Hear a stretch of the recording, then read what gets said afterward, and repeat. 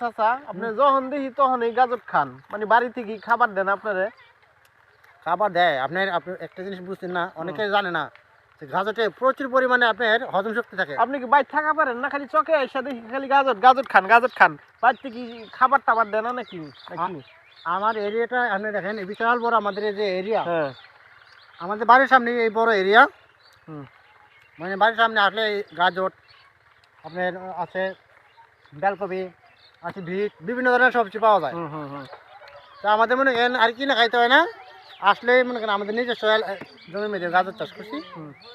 আর গাজরটা আপনার যাদের বদ হজম হয়, মানে হজম শক্তি দুর্বল, হুম। তারা আপনি প্রতিদিন 1 থেকে 2টা গাজর খাইবেন, দেখবেন আপনার কোনো সমস্যা নেই, পেটের হজম ক্লিয়ার হয়ে যাবে। আমি তো মনে করছি অন্য কিছু, মনে হয় বাড়িতে খাওয়ান টাউন দেয় না, ক্ষুধার চোটে আপনি চকে পড়েন খালি গাজর খানাইয়া। আপনি ক্ষুধা নিবারণের জন্য গাজর খেতে পারেন, খালি যে পেটের সমস্যার কারণে গাজর না, আপনি ক্ষুধা নিবারণের জন্য গাজর খেতে পারেন। গাজরটা আপনার আপনার শরীরের জন্য খুবই উপকার। তাই গাজর খান? হ্যাঁ, হ্যাঁ হ্যাঁ। আমি তো মনে করছি ক্ষুধা লাগছে এর জন্য মনে হয় গাজর খাইতেছেন, বাড়িতে মনে হয় খাবার টাবার দেয় না, চকে বাড়াই দেয় যে গাজর খাই হোগা। না ওরকম কিছু না, ওরকম কিছু না।